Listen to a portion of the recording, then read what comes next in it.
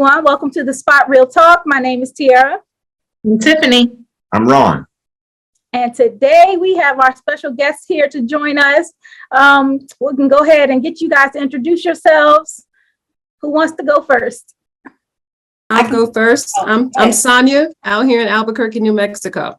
Oh, welcome. Welcome back, I should say. Mm-hmm. All right, All right. Utokia, you look like Yep. you go next. I'm always ready. So I'm Utokia. I am a food blogger at she'sgotflavor.com, and I'm from Maryland. Welcome. Glad to have you back. Next up. I'm Monique Nicole from Atlanta, Georgia, fellow YouTuber and entertainment blogger. Great to have you. Awesome. And then we have the last lady. Yes, Nitathediva. I'm from Maryland as well. Born in DC, but from Maryland. So yes, glad to be here. Stand up. DMV. I'm a DC native myself. All right. And then our guest that is joining us to help Ron out. Ron, male reinforcement around here. Gotcha, right. Yeah, good deal. Good The deal. fellas in. He's been a wealth of help, so I love it. Always. Love you back, bro. I'm Hassan. I'm from Philly. Philly. Stand up. Everyone here is a veteran. You guys have been with us before. So happy to have you back. And today we have a special treat for all of the P-Valley lovers out there. Yes. Would you like to bring our guest in? I most certainly will. Hey. How you doing? Hey, Hey, well. how are you? I'm good. How y'all doing? How you Great. Wonderful. Fine, thanks. Well, look, Big Teak, I'm gonna call you by your stage name, and I want to let you know we got people from Atlanta, Georgia. Where else we say? Albuquerque. New Mexico, ATL, Philly. Maryland. And we are so happy to have you on. So for anyone who has been under a rock for the past couple of weeks, I don't know how you don't recognize this man, but he is John Clarence Stewart. And most recently, he had played Big Teak on P-Valley. So welcome. We are so happy to have you with us. Thank you for having me. Thank you for joining us. Of course. Yes. So Tiffany, would you like to get us kicked off? Oh, okay. Hi, John. Look, I thought you were going. Go ahead. I'm so happy that you joined us. I was really moved by you and Jay Alphonse's performance. I mean, you guys put on an acting clinic, and you made such a powerful impact in just a short amount of time. Like you had 5 episodes, and I was devastated. We were devastated at your loss, and devastated when Little Murda said, I'm not okay. And we don't always see that on TV, especially from, our Black men. And I just wanted to ask you, what was your process in preparing for this role? You're gonna start there. Okay, so it was lengthy. I knew that when I got cast in the role, that Teak was only going to be around for 5 episodes. Couture was very clear about that when I auditioned. And so I knew that I had to fill in the blanks. There's no room to kind of grow into the character. I don't have, a season to get to the last moment. I knew he was going to die. I didn't know how he was going to go. Right. So when I got cast, I didn't know how he was going to go. So so much of it was talking to Couture and downloading her backstory for Teak that was going to come later. And then personalizing it and making it really, really specific for myself, which is for me a process of it's not glamorous. It's just sometimes just me sitting around for a long time imagining and let my imagination go to places and giving myself the freedom to explore what Teak moved through as a kid and explore what he went through in the hole, explore what that darkness is like, and then allowing myself to go to that space, almost creating the well so that when I'm in the moment, even if it's quiet, I'm drawing on that well, and I can play in something. And then it was the dialect and everything, and the way that he spoke, which is so I'm much listening to you now. You sound so different from Right, yeah. Oh, he really did that role. Called acting, darling. It's called acting. That's right. This man is a triple threat. Acts, sings, dances. Dance. Mm-hmm. It was I appreciate all of that. You know, it's I'm grateful. Katori writes so specifically in the show, right? And I knew that being from the South, I'm from Georgia, right? Yeah. So being from being from Georgia, it's like I know that the language is really, really important. It reminds me of the way that some people feel about like August Wilson or like Shakespeare. You know, the language is everything. It kind of opens up all of the gateways. And so I had to really practice that. And so that when people heard him, he resonated as true. Mm-hmm. It felt like such a huge responsibility because, you know, us as Black people, one, it's very rare as an actor to work on a show that is written by someone who looks like me. Mm-hmm. One, so let's be clear. Two, for that person to be so devoted to authenticity and have like really curated the space from producers down to make sure that their voice remains authentic, and so that you know, producers aren't getting in the way, nobody's getting in the way. She's gonna tell the truth, and it's gonna be the truth. And so, as the actor, it's like, well, motherfucker, you gotta tell the truth. So you just do.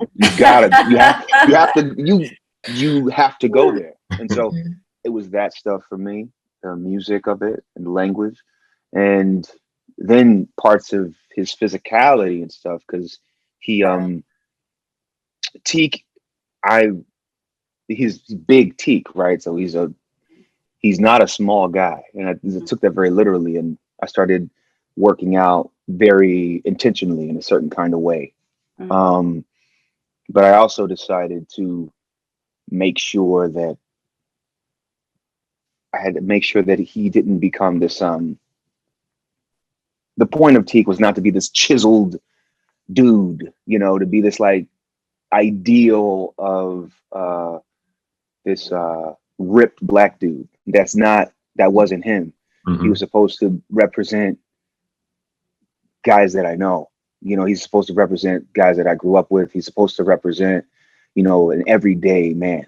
And he has to look like that. And so I went through my process of doing that as well. And then it's on the day.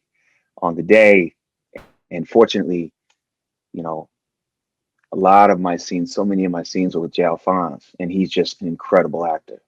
To be working opposite him, you know that someone's going to be right there with you. You know that he's going to go there, so you have to go there and keep going. And everybody involved was really supportive in me in this journey with Teak, because they knew that he was going to be around for a short amount of time. But Katori said, he's going to be around for a short time, but I want his ripple to reverberate throughout the rest of the series, through season, like through this season, through the next season, as long as it's alive, P-Valley goes, his memory needs to remain. And you did that. Yeah, you did that. For sure. And what was it a transition for you? Like, did you have to go to a deep, dark place to be, you know, some guys that have been incarcerated, they suffer with PTSD coming out. Like, did you have to go to a dark place and recall something to help you transform to that place of knowing, like, I just came out of this traumatic experience. Now I'm back into the world. Like, how did you do that? Well, you know, absolutely. It's a great question. I was doing a lot of reading on, there's actually a specific book that I was reading that has a bunch of Black men who were not only incarcerated, but in the hole, wrote about their experience in that space. So I went through and like was reading, and I was just wrecked by what that experience was there, and then the experience of being reintegrated into the world and feeling like, you know, I remember reading some of them felt so unsafe and so just so lost and so unsafe, and the things that we take for granted, like just traffic, like little, like, you know, and then, you know, and not to mention phones and devices, depending on how long they've been incarcerated. It's a whole new world. And realizing that for Teak, and this is all stuff that I have to establish because we don't really go there inside of the show, so it has to be clear. It's he in the whole, and he creates an entire universe for himself, psychologically, emotionally, to be alive, which includes, you know, the aspirational world of what happens if and when I can get out. What does that look like? And then when he gets out, that has to be clear, because when he gets out, none of those things add up. None of those things that he had projected or wanted are the things that kept him alive. He enters the world, and all of those things are not fitting.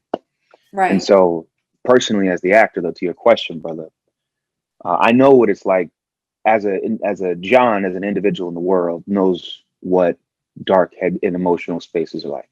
Like anxiety, depression, dark thoughts, things of that nature, those things that I've navigated.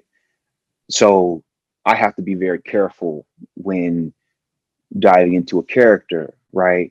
That also, that ends his life. You know, it's because it's where we're, you know, it's a tenuous place. So I kind of take my own experience, and I know the kind of the bottom of that for me. And then in my imaginary world, I create something that takes me to that space deeper. So I try to really rely on my imagination, which just takes a lot. It takes time for me. It takes research, and a lot of times it's music as well. There's this music. There's this song by Pastor Troy called "Vice Versa," and great song. And yeah, and that song, I remember the first time I listened to that song as a kid. I wasn't supposed to, because we were hella religious in my household. I don't even know how I got my hands on it, but being so religious, it was the first song that I listened to as a kid that made me question things. It was the first song that made me go like, what is real and what isn't, and what if, and what if, and what if. And for Teak, it was like that song spoke so much to his reality when everything was kind of upside down, and the things that were supposed to be safe were not safe, like his mom, like the things that were supposed to be okay were not okay. Like how he felt in the world and who he was attracted to, and all of these different things. What is safe, you know, what should be safe is not. And so then what do you do with all of that emotion and all that energy?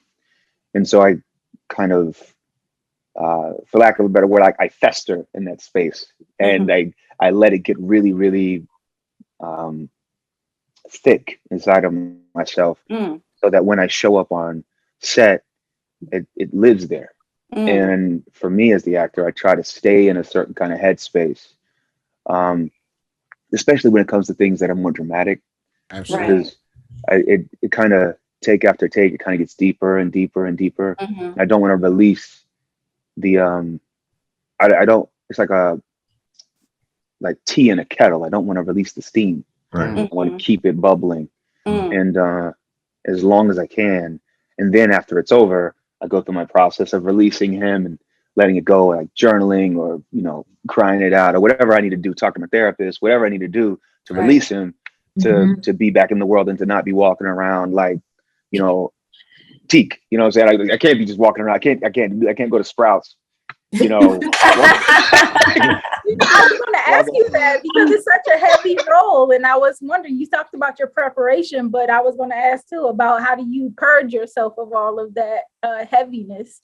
But yeah, you talked about journaling and therapy, which, you know, has been, I think, getting a lot more of a positive perspective from the Black community. You know, people are really taking care of their mental health more so nowadays. So I'm glad that.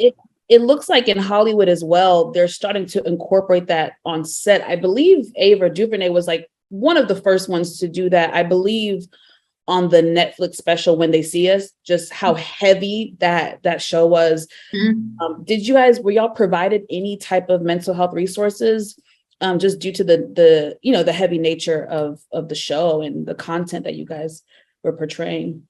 Yeah, we to my knowledge, there was no therapist on set, but there was a lot of care and a lot of understanding for what the actors had to do and where we had to go. And I think also one of the things that as storytellers, I think that it's interesting because a lot of times we think about the director and the actor who are experiencing these characters, but everybody's affected by it. You know, there's so many people who are on set, crew, who are there, you know, hours before I get there, who have read the script, who are there supporting, and they're like, we're all in the same gumbo pot, you know, making this thing. And so I think that, you know, to Ava's credit, I think that was an incredible thing. I think that it's, you know, on the last show I worked on, the Zoe show, I tried to talk to Lionsgate. I talked to my showrunner, Austin, at the time, and because I did a couple of episodes that had to do with race in the workplace and stuff, and there was specifically, the reason was there was a Black woman on set who was one of our PAs. We were shooting a scene that was a little more dramatic, even for that show, which was not a very dramatic show. It's, you know, we're like, it's not that, but this scene was a little more dramatic. And she pulled me aside because there weren't many Black faces, and we're doing this episode, and it's, you know, it's different, you know. And so she pulled me aside and was like, John, I just want to say I appreciate the work that you're doing. It's so brave and courageous. I wanted to be here because I don't want you to be alone. I want to support you as a Black woman in the space and just being a Black body. I want to do that, but this is so close to home. I can't be here. I have to step away. Yeah. Wow. And Yeah. We use the word triggering quite a bit. Yeah. in a couple of the recaps that we did. So I certainly can understand how you felt with that. I know for me, there was some personal triggers where I had to pause and step away for a while, then come back. But what I'm hearing from the people out here in Albuquerque, and I'm the biggest fan out here in Albuquerque, by the way, what I'm hearing is that it has helped people have those tough conversations here in our community, you know, talking about same sex, suicide, struggling, all of that has been typically taboo for us to talk about. But P-Valley takes it head on in the most compassionate and most eloquent way. The writing, like you said, the storytelling has been so wonderful. And honestly, that's our history. We come from storytelling. So it kind of makes you think if we can maybe get back to some of that, that might be more of our healing. So thank you so very much for everything that you've done. You know, it's funny because, you know, you talked about the 5 scenes and how you just had to kind of jump into it and you didn't have a lot of time to build, you know, the storyline of the character, right? But I felt that you did. Like you had 5 scenes, but I felt like from the beginning, I'm thinking, okay, what's up with this dude? You know, I knew there was something more, something deeper, because I mean, dude was tripping, right? And you did that part well too. Yeah. But I was really touched when I found out the why behind it, because, you know, I was kind of stuck in, okay, are we going to see just another Black man just tripping? You know, like he's just off the chain. He's out of control. He's snapping, he's flipping. So I was so touched, you know, when I found out, you know, the story behind the pain, the story behind the reaction. So that was really good. So I did see that build up. I have a question about, did you guys have a lot of ad-libbing? Because it was so much going on and it was so much, you know, emotion. And I'm just wondering, did you find yourself ad-libbing throughout the scenes? I mean, by and large, not really. Like every once in a while, there'll be like something on the top or the tail end of the scene or something like that. One of the ad libs that I think has resonated the most has been Fonz starting to beat the "So Fresh So Clean," the Outkast song, when we were on the car. Okay. And that wasn't in the original script. I think that the intention for that was to have us starting the scene from a place of joy, in a place of this. So we have all of this way to go before the end. And played a game of, I think the game was like guess this tune. He started that, and I was like, oh shit! And then we started going in on it, and then that was But by and large, the script is pretty sacred. Some good writing. And like I mean, the writers they put their foot in the thing, man. They did. They did. Yeah, Definitely. Yeah, Ron, I think you had something too. Yeah. First of all, Hassan stole my thunder about that. We here though. We here. Brother. Yeah, you know what? You're not supposed to be my astro twin, but I guess I have to call you my astro twin. And then too, on a real light note, I saw you in a video deadlifting 405 pounds. That was no small feat, my brother. So, I did enjoy that, But my question, and we've had this conversation during or after the show, actually during and after the show.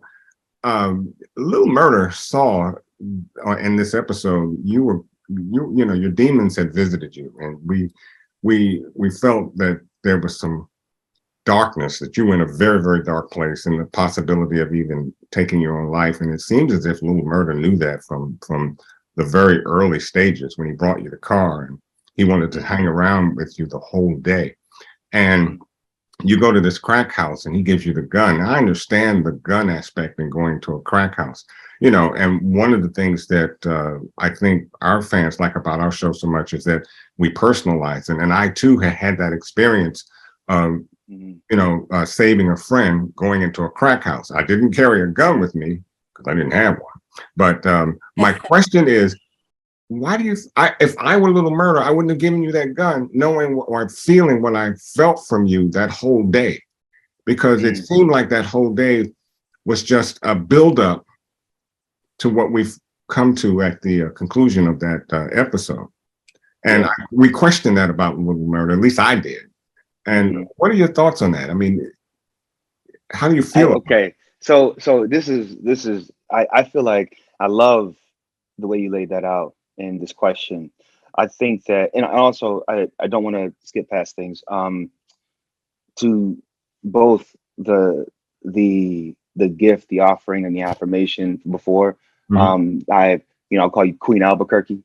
I appreciate that very much, and the question after, I appreciate that as well. But I think with Murda, I think that he knows that Teak goes into this dark place, right? I don't think that he knows how far he is gone. Right. There's this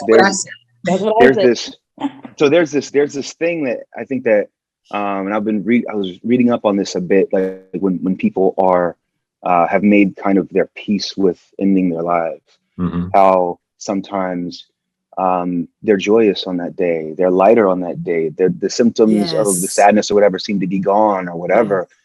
Things are a little bit, they seem to all of a sudden have a different outlook. It just, and in a way that they hadn't before, and they're kind of looking at the bright side because they won't be here much longer, but nobody really knows that part of it. And I think that Murda, knowing him so well, he's not fazed by that like performance of, oh man, things gonna be good. He knows that something is up, but he doesn't know what that gun means and how he wants to use it.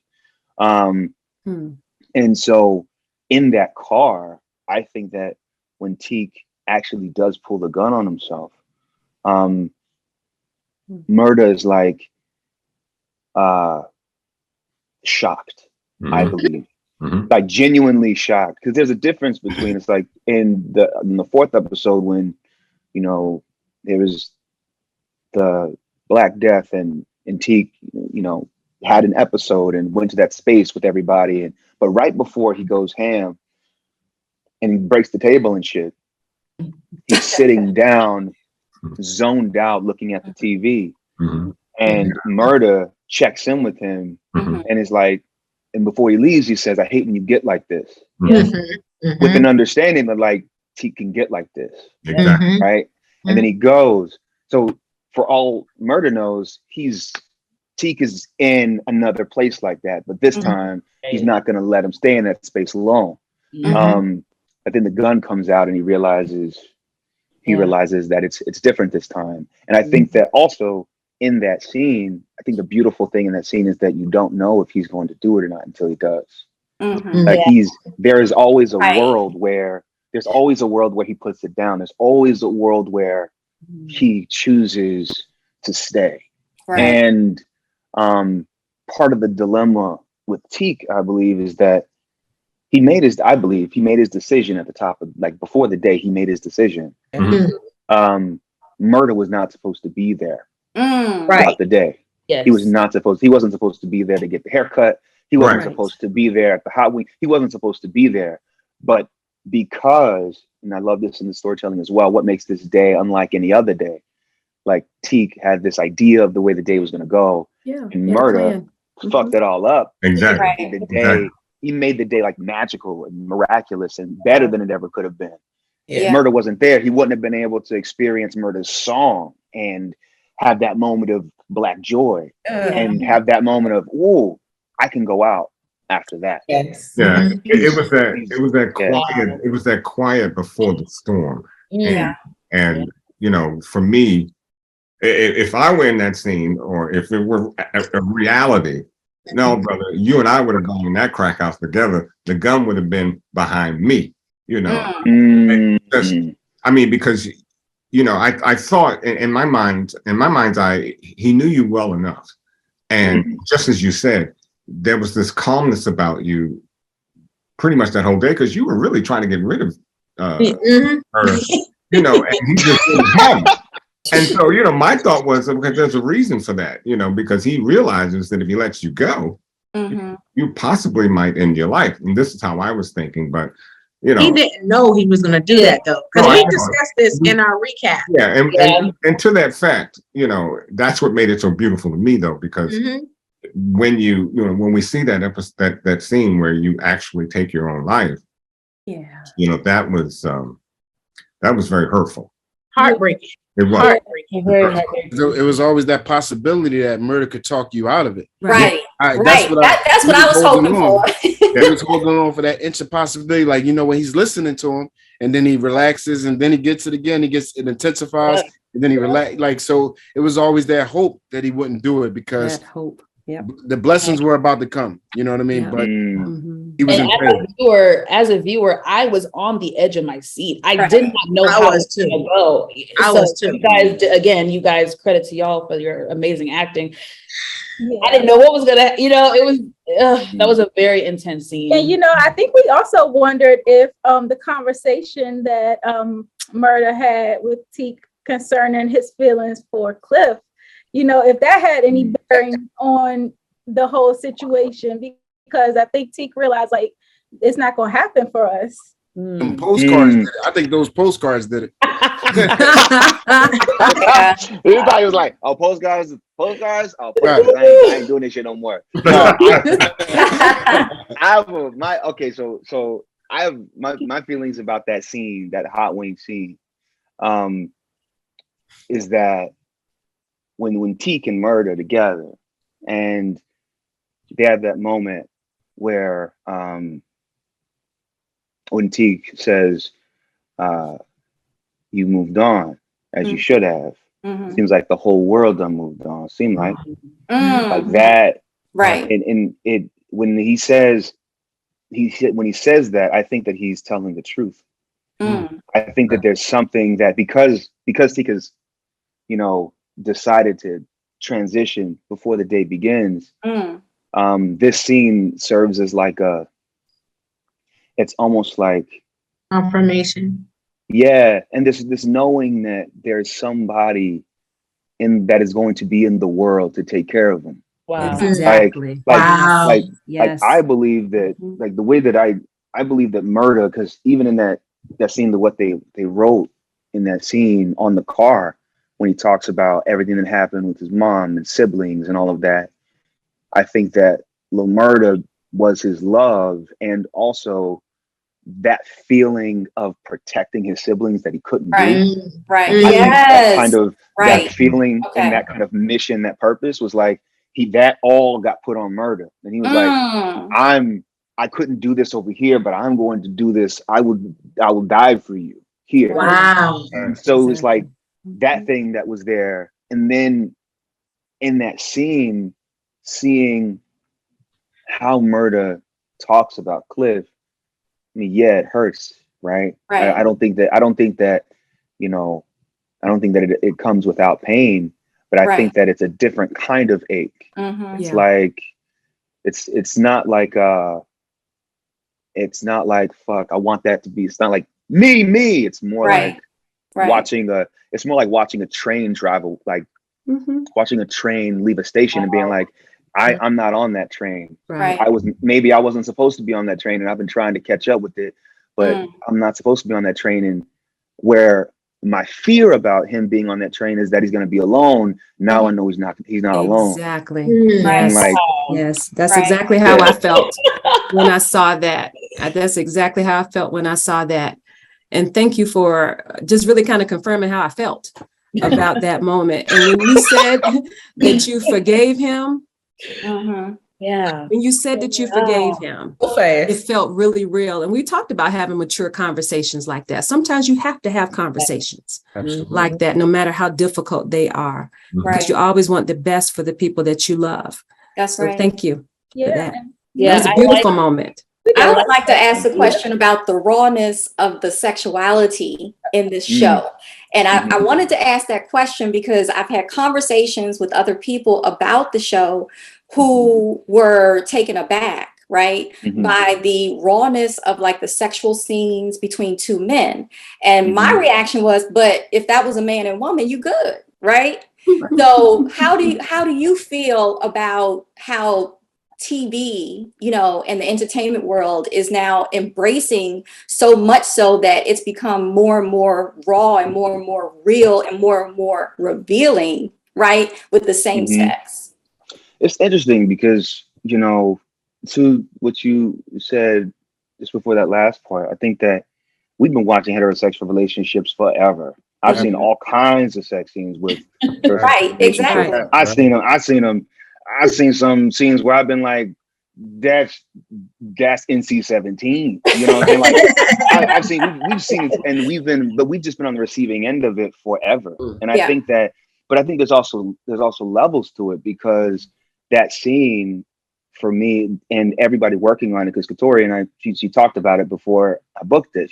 Her intention for the scene, what her goal was, and she was like, I want this scene to be a scene of intimacy between two Black men. And in the wake of the world and in the wake of everything that has happened, because the scene doesn't just spring up out of nowhere. Like there's an entire sequence of things that happens. Yes. And Teak is in a certain space, and Murda is showing up.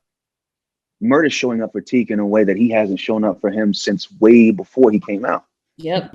Like he's showing up for him in a way that that makes him feel safe. Yeah. And that kind of intimacy is like, one, I think that seeing two gay, masculine presenting Black men in that space, I think sometimes it's triggering to folks. Yeah. But I think I would encourage the folks that are triggered by that to go on their own journey, because I think there's a journey they need to go on. I don't think that has anything to do with the work itself. I think the work is supposed to reflect the truth. Right. And and also the way I feel about that scene is that the people who the scene is meant for, right? Right. I haven't heard anybody who the scene was meant for. I haven't heard them say that.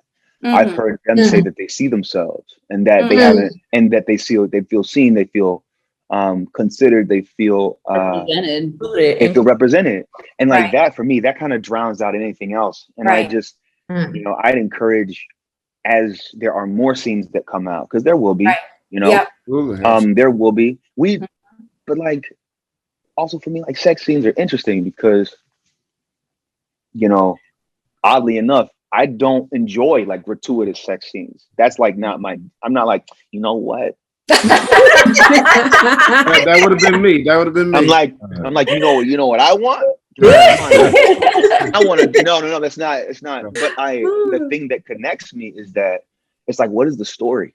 Right. And what is the story overarching, and what is the story of the scene? And that scene, you know, for me, if I looking through it, I can see the story of power, of intimacy, of romance. I can see the story between these two men, and that is the thing that is beautiful to me. And I'm proud of the work that Fonz and I were able to do on that scene. Absolutely. And it's like, you know, fortunately, you know, it's a good thing to be able to work with someone you trust. You know, someone who's like who also understands that we're representing a community, and in order to represent the community, we have to tell the truth. Period. Right. That's the work, you know. I love it. And in doing so, that's the healing part. And you know as a viewer, I will say, y'all's speaking was completely, how do I say this, was completely separated from everyone else's. Meaning, other shows, I feel like, do it to be salacious. This felt powerful. It felt meaningful. I felt love. I felt all these other emotions that you don't really get from other sex scenes on other platforms, other TV shows and movies. So I do think that sets you guys apart, honestly. Yeah. And Nita, please jump in here. Yeah, Nita. Yeah, I wanted to jump in on that segue, because you know there's a lot of discourse in the Twitter streets, and I'm gonna keep it all the way a buck. I'm on a panel as well, and we discuss and we do recaps, and sometimes I hear people say agenda. I don't think that what P-Valley is doing, and I just want you to speak to that, is pushing some type of agenda. I think they are just telling real, true, authentic stories that are very relevant to our culture right now, and just not shying away from it. And I don't think that there's an agenda, but maybe back, you know, behind the scenes, you might can speak to it differently. So can you let us know? For me, like, one, I gotta be honest, like, I'm not in the writer's room, right? But what I know about the writers on the show, and what I know about Katori, and she said this in interviews, is that storytelling for her is about reflecting. That it was being a mirror and reflecting society back upon itself, right? And so, in an endeavor to do that, you know, you tell the truth. And when you decide to tell stories about a specific demographic of people, like we're talking about Chuck Alisa. We're talking about not just Black people, because Black people are not a monolith, right? We all know this. Like, there's so many times, like, you know, but I think sometimes as Black people consuming entertainment, sometimes, though we're not a monolith, when when we see something that doesn't exist inside the monolith, it's like, yo, but that I didn't agree to that. Right. I didn't agree. But it's almost like being at a family function and be like, I love us, but that's my uncle that, like, I don't like to hang out with him because I don't know what's up with him. But, like, I love us. It's the same thing, but it's like blown up. We have this, like, selective, I believe we have this selective appreciation for our stories. When what we're asking for and what we want, we're fighting for, really is actual representation, which means that we tell all of our stories. And we realize that, you know, in doing so, we have to, for me as an actor, in endeavoring to, like, tell Black stories that are all kinds of Black stories, right? It means diving all the way in and like having the courage to be vulnerable. And that, with that comes the Black community watching these stories and feeling all of the things that come up when you watch it. Right. Which means that, you know, like you're saying, Queen Albuquerque, like you were saying before, you know, like, I think that the discourse and the conversations that are being had, I think this is all purposeful. You know, healing, I think that a lot of times people think that healing is, you know, rosy or some shit. It's not. Healing is not cute. Healing doesn't feel good. Healing is a lot of conversations that a lot of times you would rather not have. Yeah. And it's also, acknowledging beliefs and feelings that you'd rather not acknowledge are yours. Right. But That's right. that's all part of the process. And so no matter where you are on your journey of healing, right?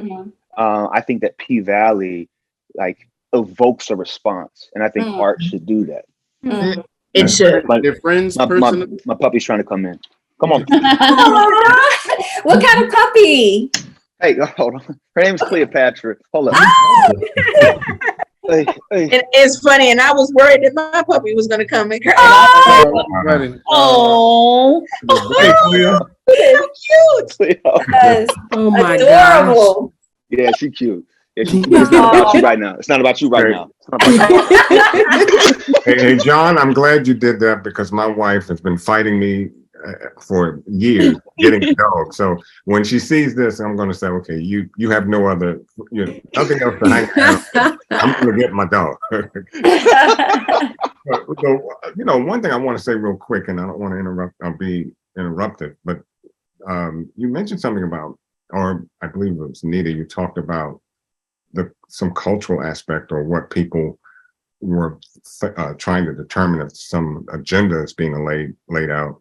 And I don't believe that. I think that more Black men particularly need to watch a show like this because, so oftentimes we're told we don't connect with our sensitivity. Oh, yes. And one of the things the show has done, particularly for me, is to show that you can be a strong Black man and be very sensitive. And that's what I see in this show. And I have to admit, I have to give a couple people on my panel, some props because, initially when I heard P-Valley, I'm thinking something else. And my thought process went there. But, I was told by the lovely Tiffany and Tiara, they were like, well, Ron, you need to get into it. And I promise you there's a story behind it. And now I'm hooked. I can't do anything else except wait for P-Valley. I mean, right. but the props goes to you and and Little Murda and who else? Uncle Clifford, everybody. Oh, yeah, Uncle Clifford. Come on now. He really, he keeps me in stitches, but that man, yes, he has a mind on him that is just, I would have loved to see a scene with, Big Teak and Uncle Clifford. Oh, that would have been funny. We were really funny. Yes. We thought it was going to happen. A few of us predicted it was going to happen, but unfortunately, that would have been something very interesting.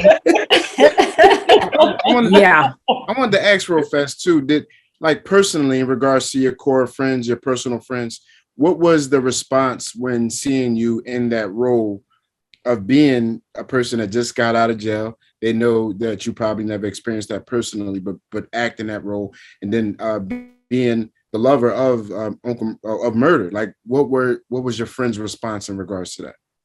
It's interesting because, my friends know that I'm very, very serious about what I do. Right. And they have a lot of respect for the work that I do and the way that I feel about storytelling, because anybody that knows me, especially closely, knows that I believe in the power of storytelling. Right. Storytelling changed my life.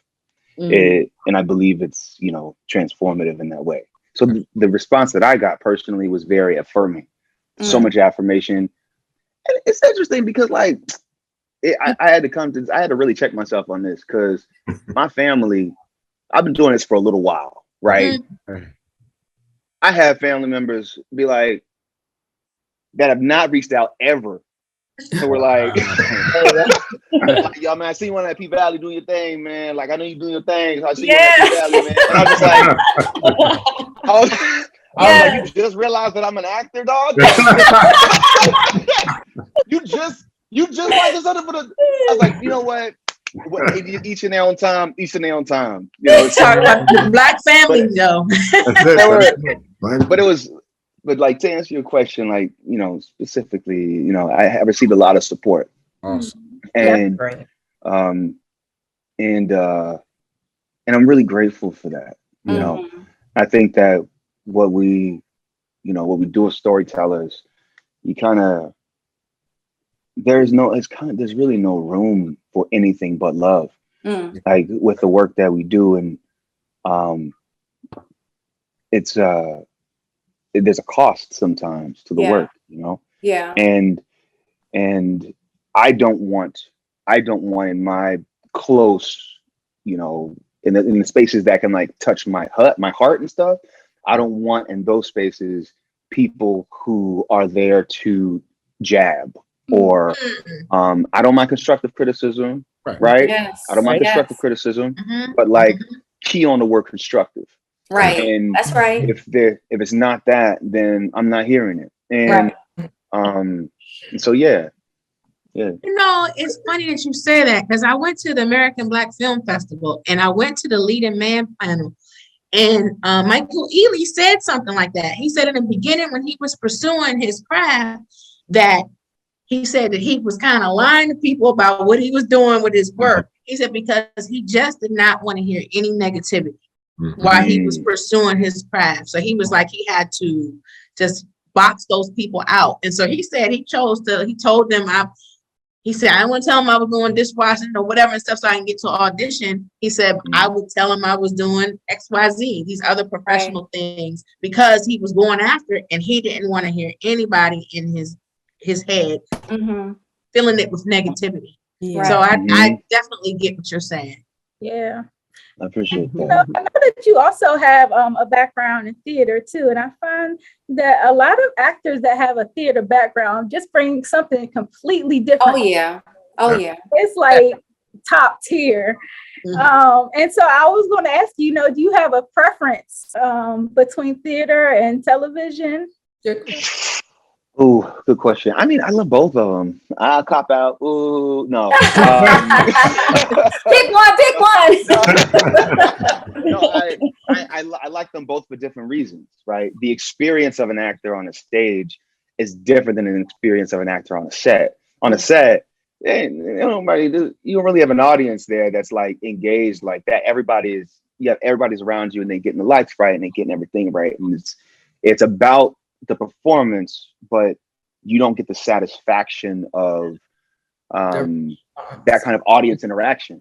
Because when you on a stage, the audience is part of the show, and you can like act like you block them out or whatever, but you hold for laughs. You can feel when an audience is in the palm of your hand. You can feel when the atmosphere shifts and like everyone's laughing, and then a character says something, or there's a secret because a scene just happened before and something happened and everybody in the audience knows the secret, but the character that just came in doesn't know the secret, and everyone's like, oh, they're gonna find out. Oh, you feel that on a set. Everybody knows there's a secret. That's right. It's a different thing. You kind of have to do the work for the sake of the work, and also on TV and film, things are so disjointed. Sometimes you're shooting things out of sequence. But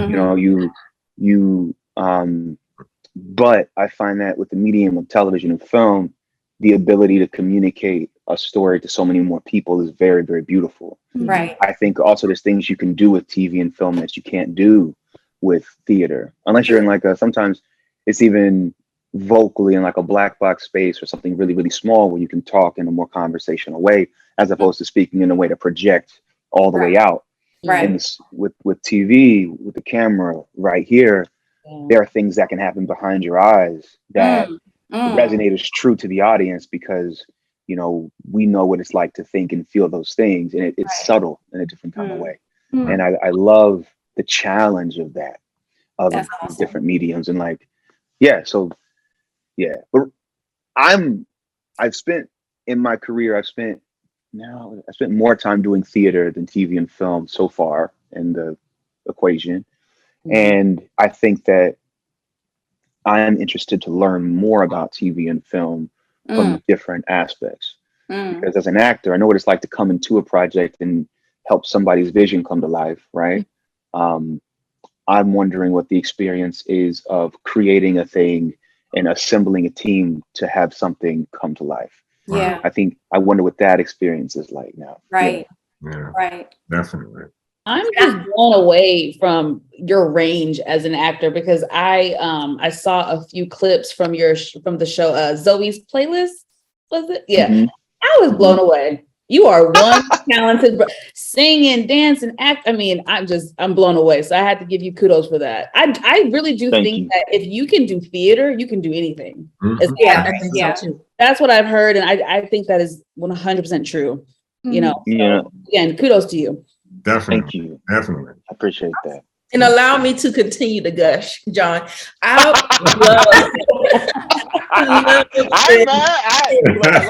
affirmation. That's one of my love languages. So like, Is that yours or your other characters? No. words of affirmation is one of those. So this is nice. I wanted to come back to the storytelling real quick because there was a message that was highlighted. We talk about the realness, right? And we talk about Black families. And there's something that I wanted to bring up that I really don't want to be lost in this interview. And that was survivorship of people who suffer at a young age in a Black family. So this guy, he witnesses not just his siblings getting killed, but his own mother, right? And he survived. So then he has that guilt, right? He was the only survivor. So, it's like, it's the whole adage of, don't judge a book by its cover, because you don't know what somebody has been through. We're so quick, he got locked up. So obviously he was doing something, right?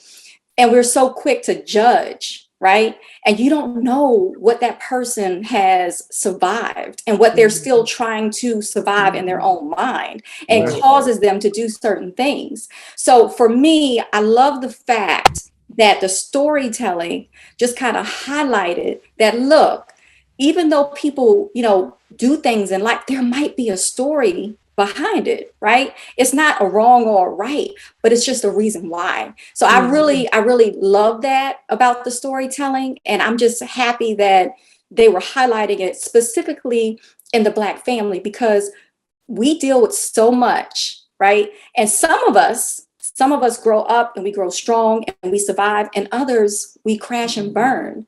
There are people who have dealt with things and they either use it as fuel, right, to stay strong, or it breaks them all the way down and it ruins their lives. And we don't think about that. We're just quick to judge people. So I just really love the way that story came across. At least for me, I absorbed that really well. Thank you so much for sharing that. For real. Yeah. It's I think that we all have these whys, right? I think that the thing that I love about acting, I grew up in a very, very religious household, very, very, very religious. And I'd be like, very religious. Folks be like, oh my gosh, like religious. I'm like, no, nigga, like, really religious. Like, Big difference. like we like kiss and cult territory. We talk like Y2K, like the world is ending, like all this shit, right? So we in that space. And through storytelling and through acting, it forced me to, like you said, ask these questions about people that were not me. It forced me to go because I would read scripts back in the day and I would go, okay, I get the part, read it one time and go through, I get it. Oh yeah. But then in the training, you start asking these questions and you start imagining, you start going like, well, why? Because every person is the hero of their story. Every person is the hero of the story in their head. Everybody's trying their best in some way, shape, or form. So even the villain has a motivation and is a hero in their minds for like whatever twisted or whatever happened that exists. Yeah. I think that the beautiful thing that Katori and the writers have done on P-Valley is really excavate the nuances of the traumas. Right. Trauma, and then you get to see how the people cope and whether or not the coping works and what happens when these coping mechanisms break down. And I think that, like you said, that I have folks in my life, and I've been that person where, I've had things happen, like, for me, I lost my dad, when I was 19, like years ago. And And I remember losing him and then moving forward in the world and having this dual experience of everyone seeing the projection of self and like being like, my gosh, you're so together, you're so strong, you're so capable, you're so deep, you're so funny, you're so and then like going home and like having this other world reality that I was living through, you know, and this feeling of almost trying to like, and specifically being a Black man, being like, well, where do I put that? Like, I can't. Where do I? You know, I remember even at the funeral, I had an uncle, an older uncle, because I hadn't cried yet. Was like, you know, he patted me on the back and he was like, "Good job," because you haven't shed a tear. Wow. That's old school. Understand that, like that old school Black men don't cry type thing. Yeah. So I get what he was saying. I get what from his experience. I get how he was like, "That's a strong kid." I understand that now, but at the time, I was like, it didn't feel good. I just was like, okay, there are feelings. I didn't even really have the language of like, these are feelings. I was just like, there's something happening inside of me and I don't know what to do with it. And like a lot of times in our community, there's a whole lot of shit happening inside. That's right. There's really no place to put it. You know, it's like, and that's why I am such a big advocate for therapy and finding just, and we get into this space sometimes where it's like, is there something wrong? Is there something wrong? Like everybody needs, in my opinion, it helps to have a place where you can just vomit everything up. That's not, you know, the people that are closest to you. Right. Because like sometimes they're not qualified to handle the things that are moving around here. Yep. They don't know how to. They don't know how to like. You vomit it up and they're like, nigga. You don't know if they're having their own thing and they don't even know how to process their own shit, and then exactly. And they're so close to you. You know, you vomit and then they'll just say, clean that up. You know, exactly. Why you do? You know, you were like, I don't know why you thought this was the place to do that, brother, but you were rock with it. You know what I'm saying? Right. You do that outside. You wasn't supposed to. Like next time, don't do that on my floor. Exactly. like you can control it, but you really can't. No. Right. Mental health is real, you know. Absolutely. And us as men, when we reach out to get help, sometimes it's not understood because we're supposed to be so strong, right? So when we do come to realization that we need help, sometimes people don't understand that, and that's where the struggle is. We got I agree with that.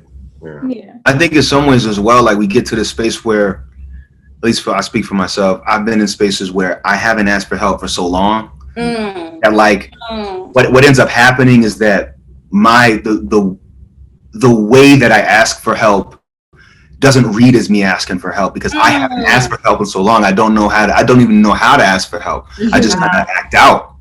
It's like, and if someone doesn't have the compassion or like, I'm putting a lot on the other person to like have all of these tools to be able to go, this person is acting out right now. And the reason that they're acting out is because of when they have their own shit. Right. You know, whereas if I have a safe space where I can just like vomit it up, and even like it's like a dam that's filled with water, and then crack in the dam and everything starts coming out. For me, I'm like, if I haven't asked for help before, what I'm asking then with someone closest to me is to be the recipient of my dam breaking and flooding them. Right? I'm like, I would much rather go to a therapist and be like, look, I'm going to flood this place. My purpose in being here is to flood the fuck out of this place so that all of that can happen. And then we can look at everything that just came out. Right. Then I'll be able to go, when I'm talking to someone, I'll be able to go, okay, I need help. I need help. And like, I mean, I know what help looks like specifically, but I need it. And it's less of an acting out type thing. I think that's how it was for me. Right. So, yeah. Right. That was beautifully said. You are really talking that talk here today. I'm telling you. I have a question. What was the best part about playing this character? Oh shoot! All right, so here's the thing. Uh-oh. There you go. There you go. We talked about this at the top. Like, as an actor, it's not all the time that you get to do so many different things, right? Mhm. And it's very rare that you get to do so many different things in like 5 episodes. Right. So it's a gift, really, specifically to someone who's sometimes I'm like, I'm old as hell, but like in my career, like, you know, I plan to be doing this for a long ass time. So like, I have a lot more way to go in my career, and I have yet to have the experience in TV and film of going to these extremes in front of a lens.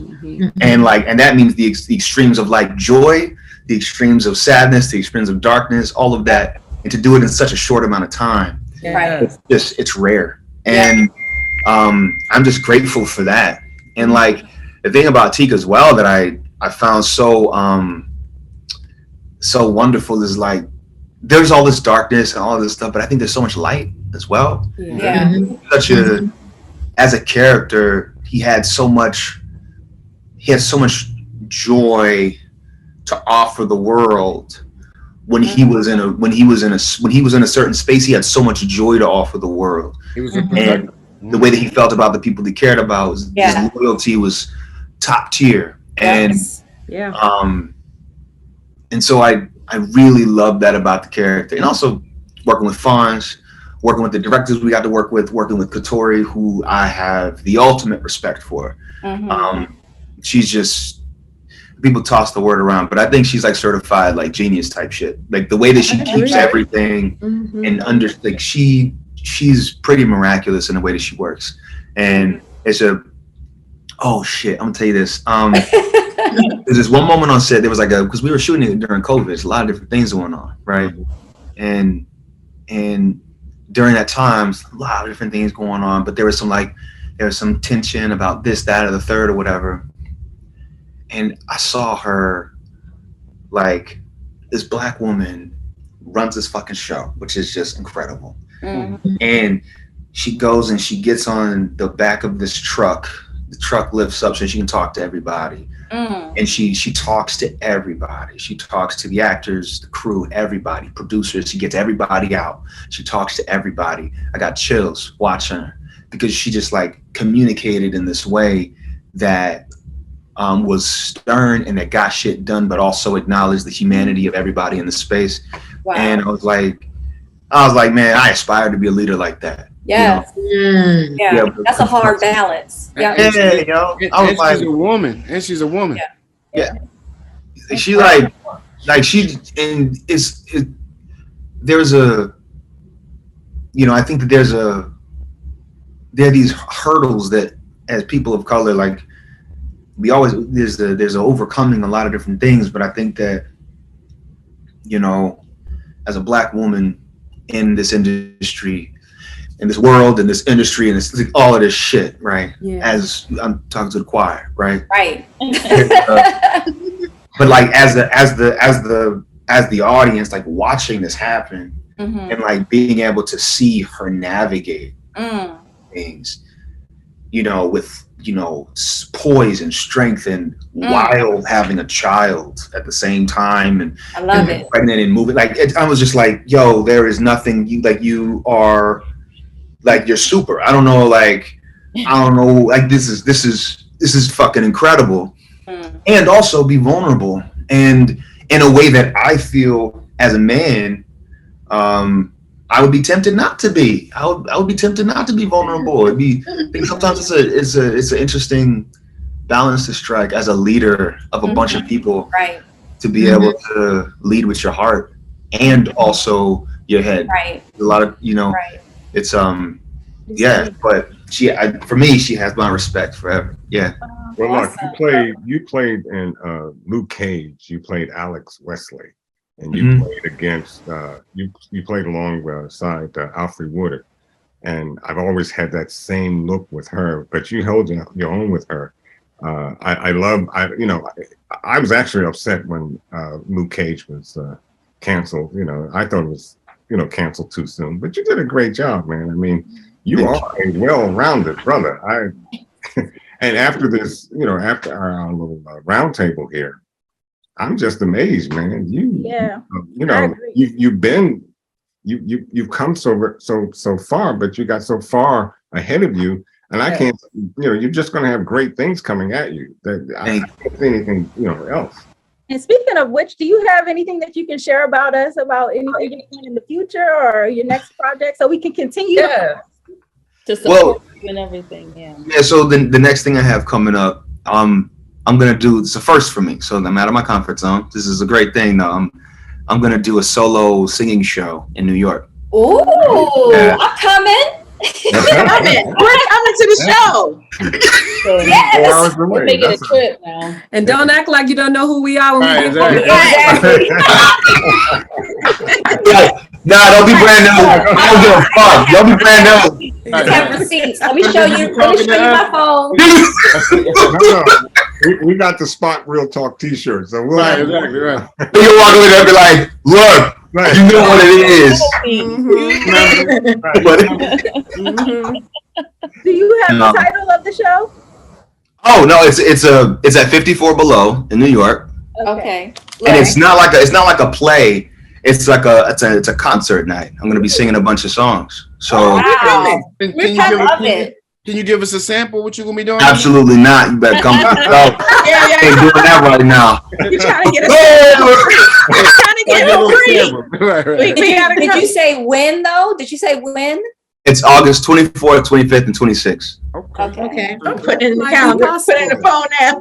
We all writing it down. Yeah, absolutely. We're gonna represent. We're gonna be in the front row. Right. Okay. So this has been so much fun. It's such a pleasure to have you. I mean, this was really a treat, far beyond anything that, you know, we could have prepared for. Because I think I was like a little nervous coming in, but now I'm like, you really blew it away. Yes. How's you nervous? Yo, I feel so grateful. Thank you for having me. I feel like I've been in such community and we've had a beautiful conversation. And I'm really grateful for it. I'm really, really grateful for it. We love you. Before you go, I just want to say that you and Jay Alphonse gave Emmy-worthy performance. Oh my gosh, yeah. I hope they really consider you guys Absolutely. next year. I mean, the whole show should be nominated, but what you guys did. Right. Yeah, it's great. Chef's kiss. Chef's kiss. You guys should be recognized for those performances. Absolutely. Thank you so much. Thank you. And my brother, we're working on some stuff too. We're talking about coming together as a creative to work on some stuff. So we're gonna be reaching out, you know, because we you know, there's some writers on this panel. Yeah, it's a bunch of writers on this panel, and we're looking forward to having men like you who are great. You're great, bro. Like from the heart, like for real. Like you did a great job. You know, you put us in a place where as heterosexual men, we look back and like, wow, like I was nervous for the role that you played, right? Because like me as a writer, I look back and I say, wow, like this brother really stepped into a zone where, you know, he made it, you know, we were uncomfortable, but he was comfortable. So that gave us the security of understanding you were comfortable, right? So you did a great job, bro. Thank you, bro. I appreciate that. Thank you. Said that I may have to go out and get an SBA loan to pay you. Yo,